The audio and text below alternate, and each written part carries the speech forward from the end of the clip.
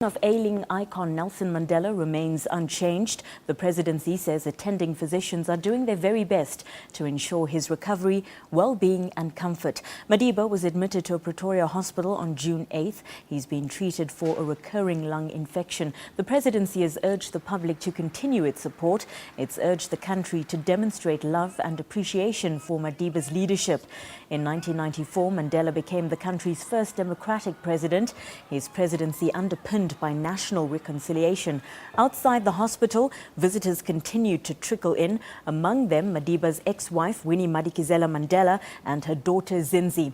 While Qunu in the Eastern Cape was a hive of activity today, the Mandela family close associates and elders met today. It's understood the meeting was called by Madiba's daughter Makaziwe. We now cross live for an update to our reporter Criselda Lewis, who's outside the Pretoria facility.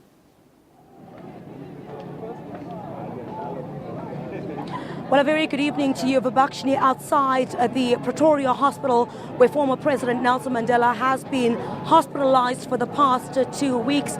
Well, what I can tell you is that there's a latest statement that has been released by the presidency about this afternoon, indicating that former President Nelson Mandela is still in a critical condition.